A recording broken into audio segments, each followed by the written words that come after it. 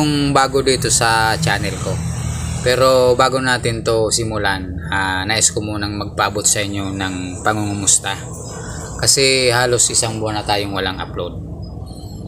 Kaya ganun pa man, gumawa tayo ng paraan para makagawa ng content. So ito yung naisipan ko na i-presenta sa inyo.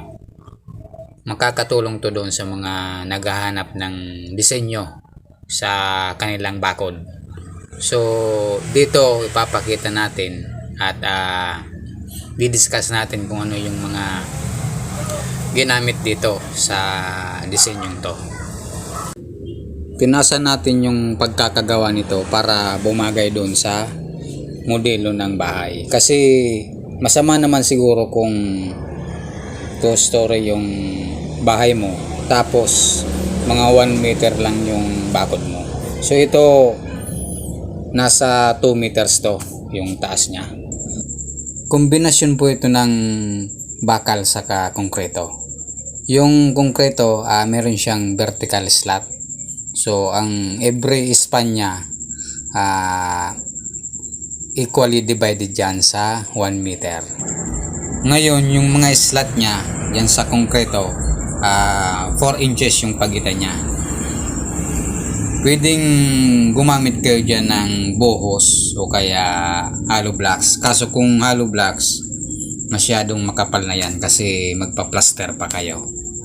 So kung buhos yan kahit 2 inches pwede na yan. Pagdating naman sa bakal, gumamit po tayo dyan ng angle bar.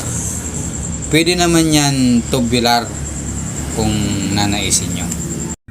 Kung sakaling tubular po yung gagamitin nyo, dapat GI, yung galvanized iron, para matagal mabulok.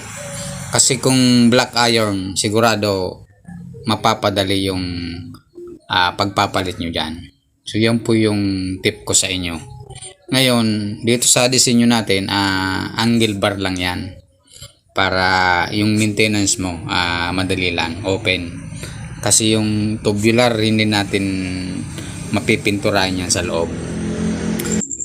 Doon po sa ginamitan natin ng bakal, dapat meron siyang base na konkreto. At least 8 pulgada mula sa ground, yung finish ground line niya. Dito naman sa gate, sa driveway, gumamit tayo dyan ng plain sheet, yung makapal, gauge 22 para mas matibay siya. Yung framing niya pwedeng tubular na 2x3 yung size niya. Tapos maglalagay kayo ng roller kasi mabigat yan. Nilagyan din natin yan ng overhead na suporta. Pwede kayong maglagay din ng turnbuckle para kung sakali pwedeng higpitan. Yun naman kasi ang karaniwang problema sa gate.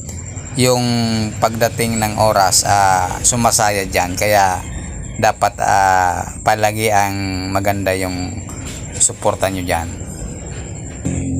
Doon naman sa gate, doon sa daanan ng tao, pwede kayong gumamit ng ganun din yung kung anong ginamit nyo sa driveway, pwedeng yun na rin ang gamitin nyo sa gate para sa tao.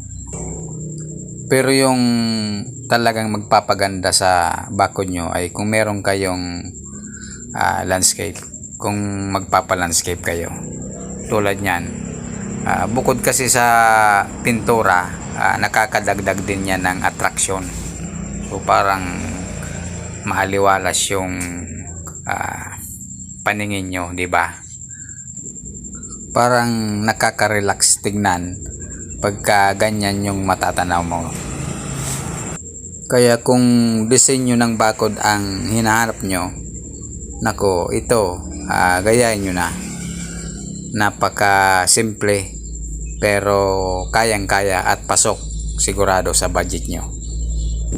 Kung meron nga pala kayong katanungan tungkol dito, pwede namang i-comment nyo na lang para mabigyan natin ng kasagutan kung ano man yan. So sa ngayon, ito lang po yung presentasyon natin. Mag-iisip ulit tayo ng magandang content para ma-share natin sa mga viewer na nag-aabang kung ano yung upload natin. So sana nagustuhan nyo yung video natin ngayon. At kung sakali ganun nga, baka pwede pakihit naman yan ng subscribe button. At idagdag nyo na rin yung like sa comment nyo kung maaari lang po para tuloy-tuloy na yung pag-arangkada natin.